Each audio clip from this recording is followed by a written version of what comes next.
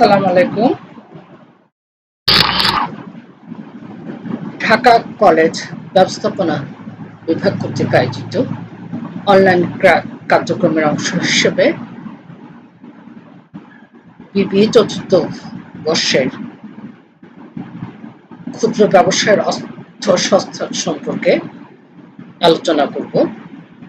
সঙ্গে আছি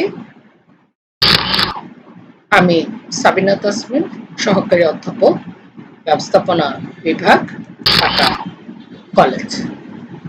প্রিয় শিক্ষার্থী, আশা করছি তোমরা ভালো আছো, বাসায় আছো এবং কিছু পড়াশোনা করছো। তোমাদের একটা ইনকোর্স পরীক্ষা হয়ে গেছিল। একটা ইনকোর্স পরীক্ষা 19 মার্চ থেকে শুরু হওয়ার কথা ছিল। তো আমরা প্রথম ইনকোর্সে প্রথম দ্বিতীয় অধ্যায় এবং দ্বিতীয় ইনকোর্সে তৃতীয় চতুর্থ অধ্যায় আমাদের সিলেবাসে ছিল। এই জন্য আমরা পঞ্চম অধ্যায় থেকে আমাদের পড়া শুরু করব। আজকে পঞ্চম অধ্যায়ের টপিকসটা হচ্ছে ব্যবসায়ের অর্থসংস্থান, অর্থাৎ ব্যবসায়ের যে মূলধনটা আমরা কিভাবে সংগ্রহ করব। তোমরা দেখতে পাচ্ছ এটা একটা মুদির দোকান, ক্ষুদ্র একটা ব্যবসায়ী। আমাদের ব্যবসায়িক উদ্যোগের যেটা মূল বিষয় যে আমরা সাধারণত ক্ষুদ্র ব্যবসাটা দিয়ে শুরু করি। এই ছবিতে তোমরা দেখতে পাচ্ছ যে এক ভদ্রলোক হয়তো পাড়ায় উনি বা ওনার এলাকায় একটা দোকান দেখে নেন। ওই এলাকার মোটামুটি প্রয়োজন অনুসারে কিছু মালপত্র দ্রব্যাদি রাখা আছে। আমরা পরবর্তীতে আরেকটি চিত্র দেখছি, এখানে ব্যাংক লেখা একটি চিত্র দেখছি। আমরা ব্যাংকের কার্যাবলী সম্পর্কে জানি যে ব্যাংক হচ্ছে অর্থ সংস্থানকারী একটি প্রতিষ্ঠান, যার ব্যবসায়ের মূল উপাদান হচ্ছে অর্থ, টাকা। যে দেশে থাকে সে দেশের অর্থ। বাংলাদেশে একটি ব্যাংক থাকলে তার মূল উপাদান হচ্ছে, ব্যবসায়ের মূল উপাদান হচ্ছে অর্থ। এবং তৃতীয় পর্যায়ে একটি ছবি দেখতে পাচ্ছি, ক্যালকুলেটর সাথে কলম। সাধারণত দেখা যায় যে আমরা পরিবার থেকে শুরু করে বা তোমরা যখন কোনো পিকনিক করো, শিক্ষা সফরে যাও বা র্যাগ ডে পালন করো, তোমরা 4th ইয়ারে সাধারণত র্যাগ ডেটা তোমরা পালন করো। এখানে সব ব্যাপারে একটা বাজেটের ব্যাপার লক্ষ্য করি। এখানে এই জন্য আমি ক্যালকুলেটরের ছবিটা দিয়েছি, ব্যাংকের ছবিটা স্লাইডে দিয়েছি যে বাজেট কিরকম বাজেট হতে পারে। ঠিক অনুরূপভাবে আমরা যদি, এগুলো আমাদের ইনফরমাল বিষয়, আমরা যখন বাসায় বাজার করি, বাসায় জন্মদিন পালন করি, পিকনিক করি বা বাসার সবাই মিলে কোথাও বেড়াতে যায়, ভ্রমণে যায়, তখন আমরা যে বাজেট করি যে কত টাকার মধ্যে আমি করতে পারবো, এই চিন্তাগুলো অর্থসংস্থানের একটি অংশ। তো ঠিক অনুরূপভাবে যখন আমরা ফর্মালি একটি বিজনেস শুরু করতে চাই, সেটা ক্ষুদ্র ব্যবসায় হোক, বৃহৎ ব্যবসায় হোক, এখানে অর্থসংস্থানের ব্যাপারটা অনেক গুরুত্বপূর্ণ একটা ব্যাপার। যে আমার কাছে যে উদ্যোক্তা, আমার কাছে এত টাকা আছে এবং আমি বাড়তি আমি যে জিনিসটি উৎপাদন করতে চাচ্ছি, সেই জিনিসটি উৎপাদন করতে আমার আরো কি পরিমাণ টাকার প্রয়োজন আছে এবং এই কি পরিমাণ টাকাটা আমি আমার কাছে থাকার পরে আর বাকি টাকাটা আমি কিভাবে সংগ্রহ করতে পারি।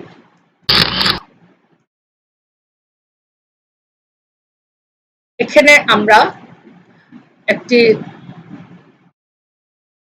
ফর্মালি ডেফিনিশন দেখব।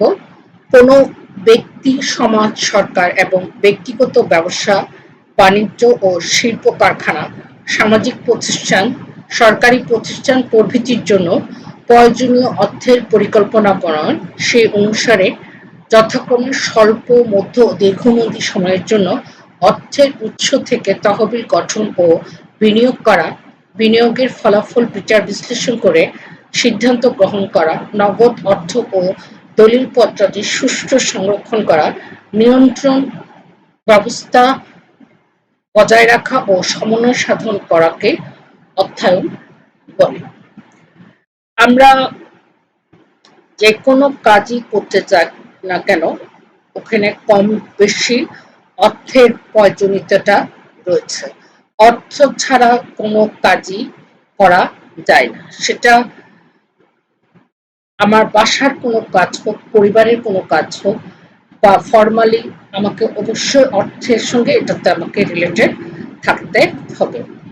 এখানে আমরা দেখছি যে কোনো ব্যক্তি, সমাজ, ব্যক্তিগত ব্যবসা প্রতিষ্ঠান, শিল্প কারখানা, সামাজিক প্রতিষ্ঠান, সরকারি প্রতিষ্ঠান, এখানে কি করব, কি জিনিস উৎপাদন করব, বা আমি কি কাজটা করব, আমার লক্ষ্যটাকে তার পরিকল্পনা করবে, এবং পরিকল্পনা করার পর স্বল্প, মধ্য ও দীর্ঘমেয়াদী ৩ ধরনের উৎস আছে, যে উৎস থেকে আমরা অর্থায়নটা করতে পারি, অর্থের ব্যবস্থাটা করতে পারি। তো আমি আমার যে লক্ষ্য, যে প্রোডাকশন বা আমার যে পরিকল্পনা, সেই পরিকল্পনা অনুসারে আমাকে এই কাজটা করতে কি পরিমাণ অর্থের দরকার হতে পারে, এটাকে আমি স্বল্পকালীনের জন্য নিব নাকি মধ্যকালীনের জন্য নিব, মধ্য সময়ের জন্য নাকি দীর্ঘ সময়ের জন্য নিব, এই তহবিলটাকে সিলেক্ট করে বিনিয়োগ করে, এবং বিনিয়োগ করার পর বিনিয়োগ থেকে মুনাফার মাধ্যমে আবারও মূলধনের ব্যবস্থা করা, এবং ঋণ যখন গ্রহণ করা হয় ঋণের টাকা ফেরত দিয়ে দেওয়া, সমস্ত কিছু চিন্তা ভাবনা, সমস্ত কিছু পরিকল্পনা থেকে সমন্বয় সাধন পর্যন্ত সবকিছু মিলে আমরা এটাকে অর্থায়ন বলে থাকি।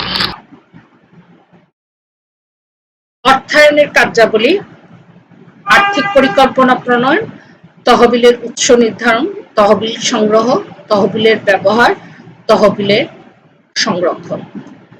আর্থিক পরিকল্পনা প্রণয়ন, আমরা জানি যে প্রতিটি কাজে আমাদের অর্থের প্রয়োজন হয়। এখন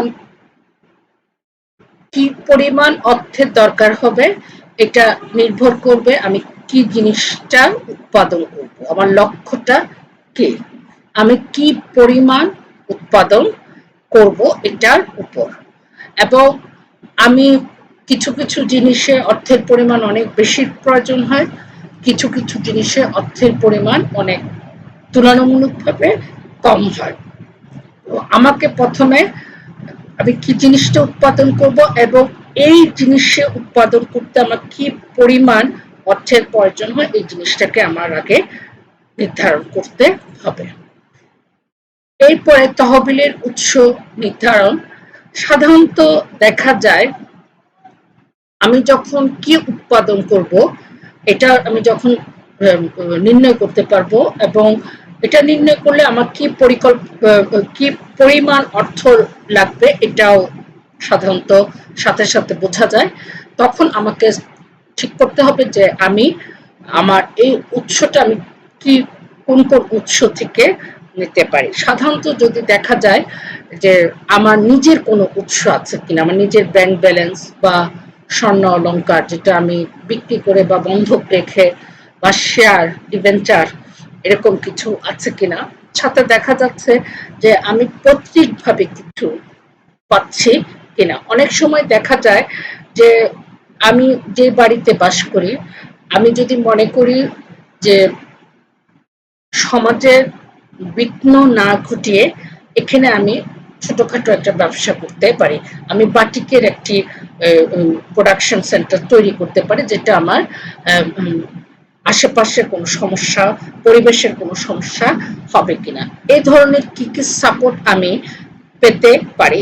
এরপরে আমাকে দেখতে হবে যে এটাকে অভ্যন্তরীণ উৎস বাহ্যিক যে উৎসগুলো, আমরা ব্যাংক থেকে অর্থের উৎসটা অর্থ নিতে পারি, ঋণ হিসাবে নিতে পারি।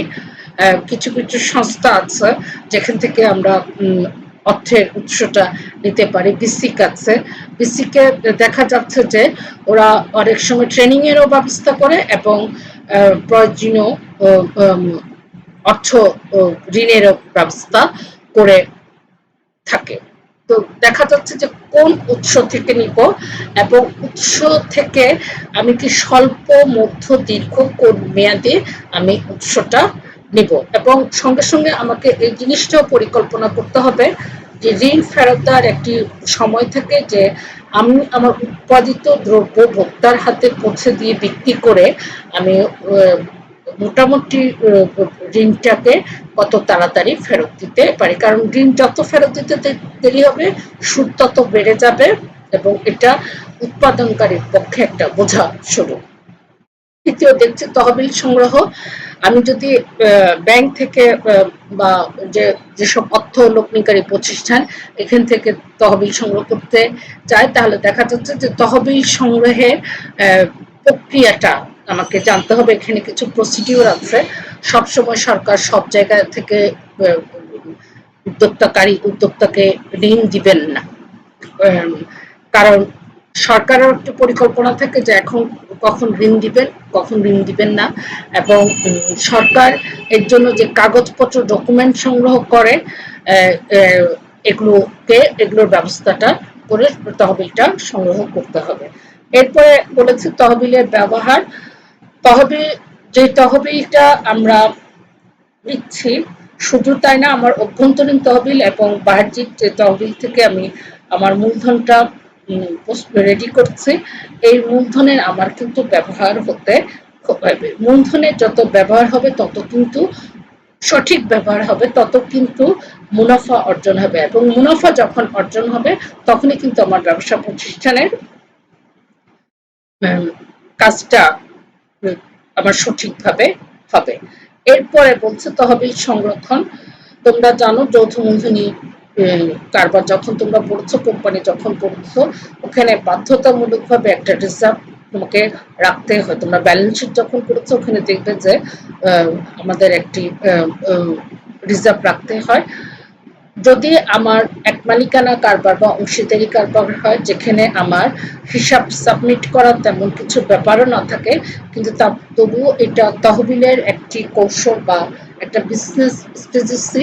সেটা হচ্ছে আমি যে মুনাফা করি সেই মুনাফা থেকে কিন্তু আমি আবার নেক্সট টাইম যে মূলধনটা আমি সংরক্ষণ করতে হবে। এজন্য একজন ব্যবসায়ীকে দেখা যায়, একজন উদ্যোক্তাকারীকে দেখা যায় যে তহবিলটা ফান্ডটা তৈরি করার পর ওটা ব্যবহার করে যে মুনাফা হয় সেই মুনাফা থেকে ওনারা আবার মূলধন সংগ্রহ করে ওনার ব্যবসাটাকে উনি সাধারণত ব্যবসার বিস্তারটা ঘটাতে থাকেন। এমন যদি হয় যে আমার পরিকল্পনা আমার 100 টন এটা উৎপাদন করা, কিন্তু এবার আমি এটা পারলাম, আমার যে যন্ত্রপাতি আছে, যে শ্রমিক আছে, কর্মী বাহিনী আছে, সেটা দিয়ে আমার পক্ষে সম্ভব হয়েছে আমার উৎপাদনটা করা, এবং আমি ওটা ভোক্তার কাছে পৌঁছে দেওয়া আমার সম্ভব হয়েছে। ফলে দেখা যাচ্ছে যে মুনাফা হলো সেই মুনাফাকে কিন্তু আমি আবার মূলধনে পরিণত করার চেষ্টাটা আমাকে করতে হবে। এরপরে আমরা দেখছি ফলাফল নির্ণয়, যে আমার মুনাফাটা সম্পূর্ণভাবে ব্যবহার হলো কিনা, বা আমি যে পরিমাণ টার্গেট করেছি সেই পরিমাণ টার্গেটে আমি করতে পেরেছি কিনা। এটাকে নিয়ন্ত্রণের একটি অংশ।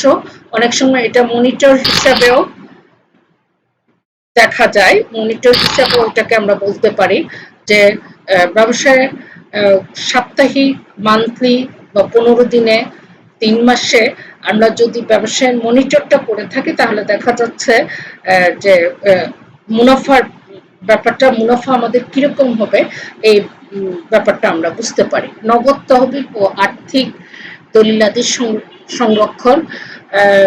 ব্যবসায় কিন্তু ব্যবসা আমরা সবসময় বলি যে ফর্মাল একটা ব্যাপার, আমরা যদিও এক মালিকানা বা অংশীদারি কারবার আমাদের কিছুটা ইনফর্মাল, এটা বিশেষ করে এক মালিকানা কারবার যখন ইচ্ছা তখন করা যায়, যখন ইচ্ছা তখন বন্ধ করে যায়। কিন্তু যখন আমরা অংশীদারি তে যাই বা চুক্তি থাকে, রেজিস্ট্রেশন থাকে, তখন কিন্তু আমার আর্থিক দলিলগুলো সংরক্ষণ করা আমার জন্য খুবই ইম্পর্টেন্ট একটা ব্যবস্থা। আর যখন আমরা ব্যাংক বা অন্য অর্থ লগ্নিকারী প্রতিষ্ঠান থেকে অর্থ সংগ্রহ করব, অর্থের উৎসটা নির্ধারণ করব, তখন কিন্তু দলিলপত্রটির যথাযথ তথ্য সংরক্ষণ করা আরো বেশি ইম্পর্টেন্ট বিষয়। অনেক সময় তোমরা দেখবে যে অনেক ব্যবসা প্রতিষ্ঠানে লেখা থাকে যে এই দোকানটি এই ব্যাংকের কাছে দায়বদ্ধ। তার মানে কি দোকানটার বন্ধক রেখে, জিম্মা রেখে এই উৎপাদনকারী বা এই উদ্যোক্তা অর্থ সংগ্রহ করেছে। তাই তার দলিলপত্র, দলিল দস্তাবেজ এগুলো সংরক্ষণ করা, নগদ তহবিলকে সংরক্ষণ করা খুব ইম্পর্টেন্ট। ব্যয় নিয়ন্ত্রণ, দেখা যাচ্ছে যে কাঁচামাল যদি আমি সবসময় পাইকারি রেটে কিনি বা একবারে বেশি কিনি, তাহলে আমার খরচটা কম হচ্ছে। প্লাস একটা জিনিস দেখা যায় যে তোমরা অপচয় হ্রাস, মিতব্যয়িতা, এই পয়েন্টগুলো অনেকবার পড়েছে। এর ফলেও কিন্তু আমরা আমাদের একটি উৎপাদনকারী প্রতিষ্ঠানে ব্যয় নিয়ন্ত্রণ করতে পারি। এরপরে হচ্ছে সম্পত্তির ব্যবস্থাপনা। প্রতিটি সম্পত্তিক জিনিসপত্র, সেটা মেশিনপত্র, আসবাবপত্র বা আমার উৎপাদনকারী যে প্রতিষ্ঠান, যে ঘর, দালান দালান, এই প্রত্যেকটা জিনিসের সংরক্ষণ করা কিন্তু উদ্যোক্তাদের উচিত, কারণ এটাও কিন্তু আমার মূলধনের একটি অংশ। এবং আমার যদি আমার ঘরটা ঠিক না থাকে, আমার মেশিনটা ঠিক না থাকে, আমার বিদ্যুৎ, গ্যাস, পানি, বিদ্যুৎ ঠিক না থাকে, তাহলে দেখা যাচ্ছে যে আমার উৎপাদন ব্যবস্থাটার উপর এটা প্রভাব পড়বে।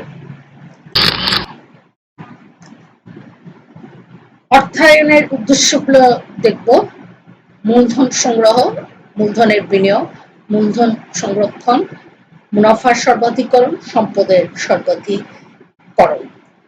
মূলধন অর্থায়নের মুখ্য উদ্দেশ্য হচ্ছে মূলধনটা কিভাবে আমি সংগ্রহ করব।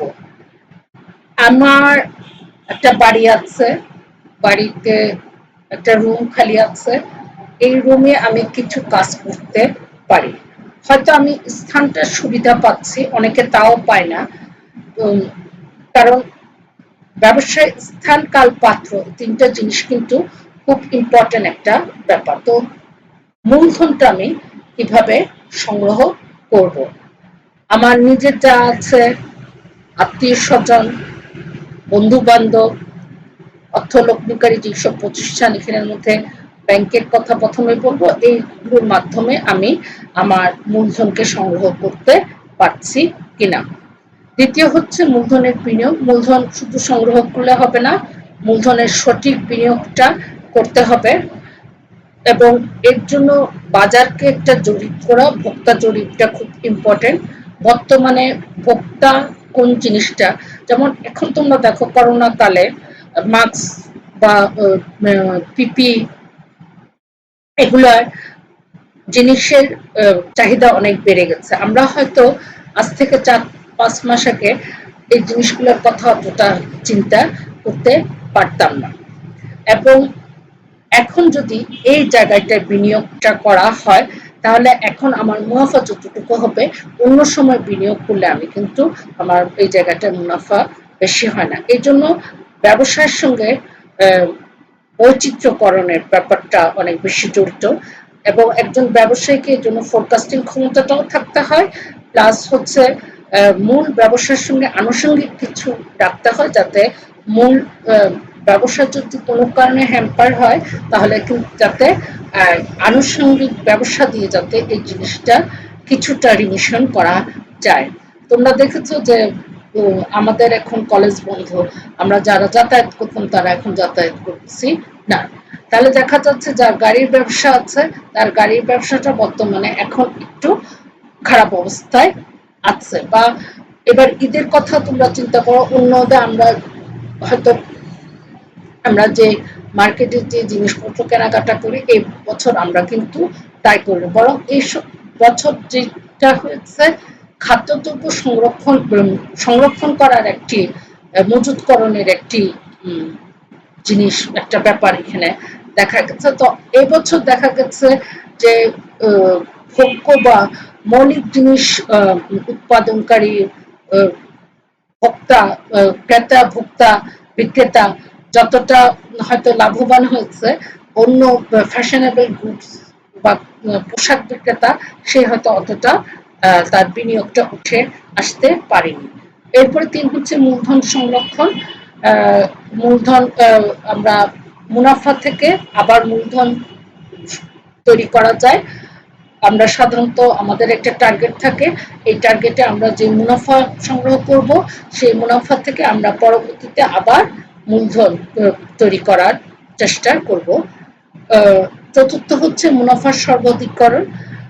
আমরা ফিনান্সে পড়েছি প্রফিট ম্যাক্সিমাইজেশন মিনিমাইজেশন বলে একটা কথা আছে। তো একজন উৎপাদনকারী বা একজন ব্যবসায়ীর সবসময় চেষ্টা থাকে যে সাধারণত একটা পণ্যের মূল্য ধরা হয়, তার যাবতীয় খরচের সঙ্গে মুনাফা যোগ করে তার পণ্যের মূল্যটা ধরা হয়। তো পরিস্থিতি বিবেচনা করে আমি মুনাফাটাকে কতটুকু করতে পারি এই জিনিসটা উৎপাদনকারী করে থাকে, যে সাধারণত উৎপাদনকারী চায় যে তার মুনাফা যাতে বেশি হয়। লাস্টে আমরা দেখছি সম্পদ সর্বাধিকরণ। আমার যে জিনিসগুলো নিয়ে আমি আমার উৎপাদন কার্যক্রম শুরু করেছিলাম, মেশিন এবং আনুষঙ্গিক যে জিনিসগুলো, আমার উৎপাদিত দ্রব্য কি ওটার উপর নির্ভর করে আমি যে জিনিসগুলো আমার কারখানায় এনেছি বা আমার প্রতিষ্ঠানে এনেছি, এই প্রত্যেকটা জিনিসের ব্যবহারটা কিন্তু খুব ইম্পর্টেন্ট, এবং প্রত্যেকটা জিনিসের মোটামুটি ব্যবহার যখন হবে তখনই আমার মূলধনের এটা একটা বড় উদ্দেশ্য।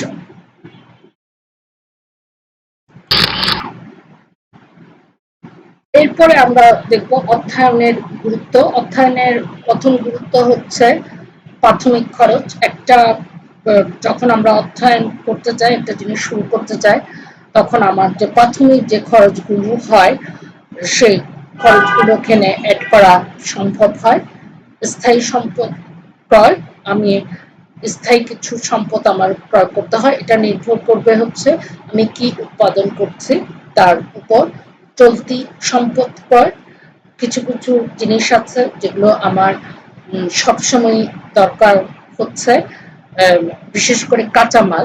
যে আমি যদি একটি শাড়ি উৎপাদনকারী হই তাহলে দেখা যাচ্ছে যে তুলা সুতা এই জিনিসগুলো আমার সবসময় লাগছে। তাই চলতি সম্পদগুলো ক্রয় করা সম্ভব হচ্ছে কিনা, আমার মূলধন কতটুকু আছে কিনা। চলতি খরচ, আমার শ্রমিকদের বেতন দিতে হবে, বিদ্যুৎ বিল, গ্যাস পানি বিদ্যুৎ বিল এগুলো আমার প্রতি মাসে দিতে হয়। অনেক সময় শ্রমিকদের বেতন প্রতিদিন থাকে, প্রতি সপ্তাহে থাকে। তো দেখা যাচ্ছে যে এই খরচগুলোর জন্য কি পরিমাণ অর্থায়ন দরকার হয় এটা সিলেক্ট করা সম্ভব হয়। ধারের পণ্য বিক্রয়, অনেক সময় দেখা যায় যে উৎপাদনকারী প্রতিষ্ঠানকে পাইকারদের কাছে ধারে পণ্য বিক্রয় করতে হয়। অনেক সময় দেখা যায় পাইকার উৎপাদনকারীকে সাহায্য করে থাকে এবং অনেক সময় মূলধন দিয়েও আর্থিকভাবেও সহযোগিতা করে থাকে। কিন্তু আবার অনেক সময় দেখা যায় যে উদ্যোক্তাকে বা উৎপাদনকারীকে ভোক্তার কাছে পণ্য যাতে সহজে পৌঁছে যায় এই জন্য বন্টন প্রণালীতে যে মাঝখানে যে মিডলম্যান গুলো থাকে, পাইকার খুচরা, তাদেরকে ধারে পণ্য দিতে হয়। ঝুঁকি মোকাবেলা, আমরা করোনার উদাহরণ আবার টানবো, যে সাধারণত আমার খাবার দোকান, কারণ আমরা বাসা থেকে বেরই হচ্ছি না, তাহলে খাবার দোকান প্লাস হচ্ছে আমাদের পোশাক পরিচ্ছদের দোকানগুলো অন্য সময় মাসে যেরকম মুনাফা করে এই মাসে তারা ওরকম মুনাফা করতে পারছে না। তাহলে দেখা যাচ্ছে যে সময়ের কথা বিবেচনা করে যে কোনো উদ্যোক্তাকারীকে বা যে কোনো ব্যবসায়ীকে এ ধরনের ঝুঁকি মোকাবেলা করতে হয়। তোমাদের কোনো প্রশ্ন থাকলে আমাকে বলবে, কমেন্ট বক্সে দিবে, আমি পরবর্তীতে চেষ্টা করব তার সমাধান করতে। তোমরা বাসায় থাকবে এবং এই বাসায় থাকাটাকে পজিটিভলি নিবে, মুড অফ করা যাবে না। পড়াশোনা করবে, আনুষঙ্গিক যেসব কাজ সাধারণত করা হয় না, বাগান করা, বই পড়া, মুভি দেখা, বাবা মার সঙ্গে সময় কাটানো, ছোট ভাই বোনদের সঙ্গে সময় কাটানো, এই জিনিসগুলো এনজয় করবে, হাসি খুশি থাকবে সবসময়, বাসায় থাকবে, বের হবে না। এবং আমরা খুব শিগগিরই আল্লাহর রহমতে ইনশাল্লাহ আমরা ক্লাসে ফিরে আসবো, আমরা তোমাদের সঙ্গে দেখা হবে। তোমাদের সবাইকে ধন্যবাদ, সবার কল্যাণ কামনা করছি। আল্লাহ হাফিজ।